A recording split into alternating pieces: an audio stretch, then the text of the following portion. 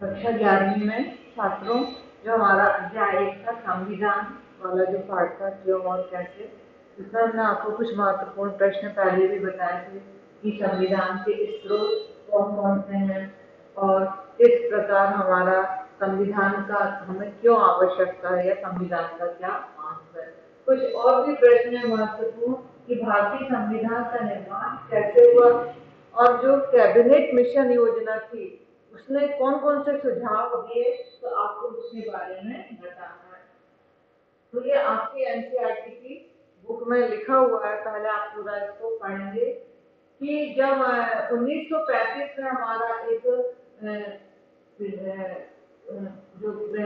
जो अपना संविधान बनना था, तो 1935 में जो हमारे सदस्यों द्वारा जो सभा के सदस्यों का चुनाव हुआ था अप्रत्यक्ष विधि से, तो हम देखते हैं कि जैसे ही हमें आजादी प्राप्त होने वाली थी, तो हम देखते हैं कि एक संविधान सभा ने संविधान को बनाया, एक सभा बनाई गई, उसमें प्रमुख व्यक्तियों का चयन किया गया। तो उसकी जो पहली बैठक थी वो 9 दिसंबर 1946 को हुई।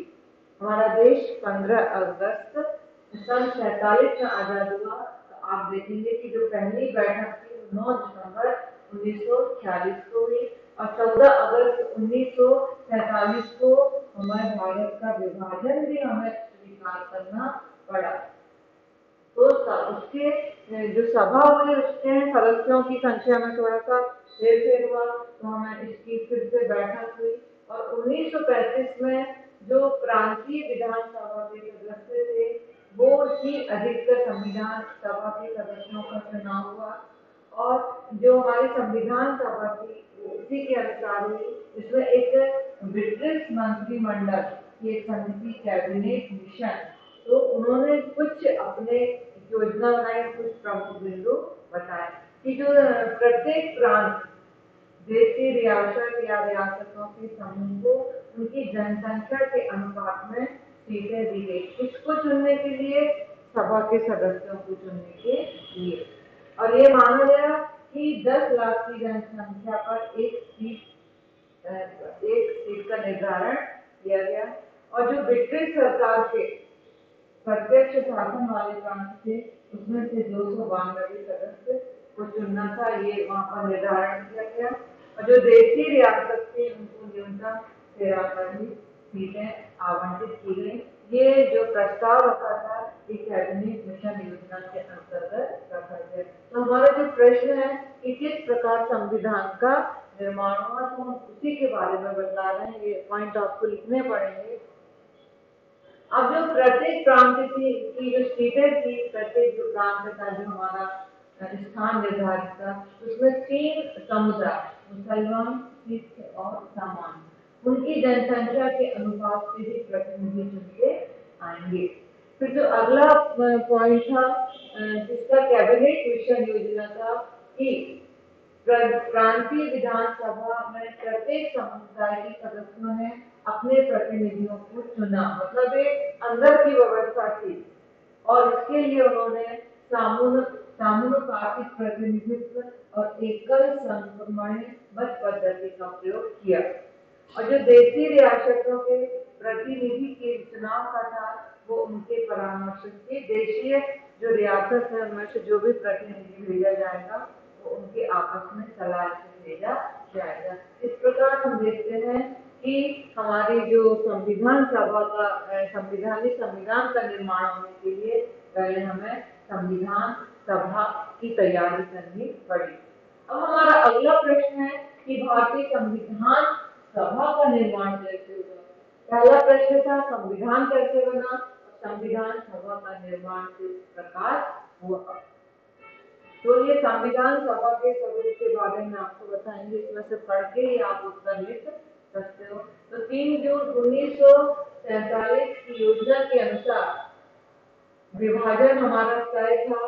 तो उसके बाद जो पाकिस्तान वाले क्षेत्र में जो एरिया में जो सदस्य थे वो अब इस सभा के सदस्य नहीं रहेंगे।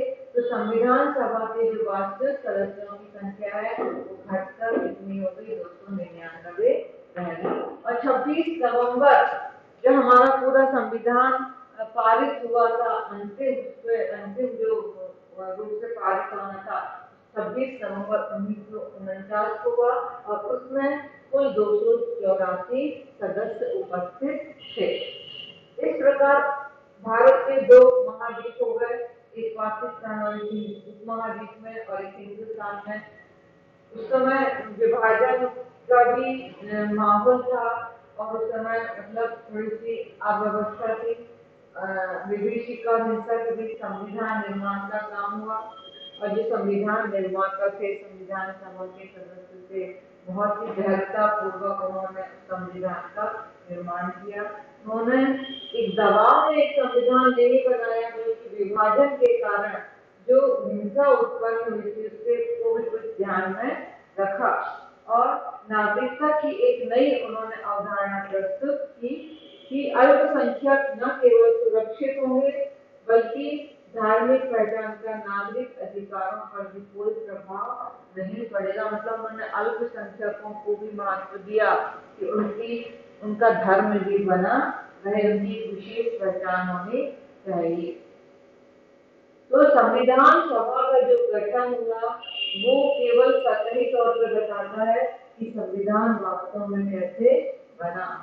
संविधान सभा के सदस्य उस समय सार्वभौमिक व्यक्ति मताधिकार के आधार पर नहीं चुने गए, क्योंकि चुनाव संभव नहीं था। तो कुछ आलोचनाएं भी हुई कि ज्यादा से ज्यादा प्रतिनिधि परत बनाने का गंभीर प्रयास किया गया।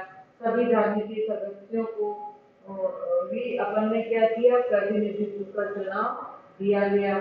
अनुसूचित जब संविधान सभा बन रही थी तो अनुसूचित वर्ग के 26 सदस्य थे, और राजनीतिक दल के भी थे, और लेकिन आपको पता ही है जब देश आजाद हो रहा था संविधान सभा तो समय कांग्रेस मुख्य पार्टी थी, और उसे 82% सीटें क्या थी, प्राप्त थी।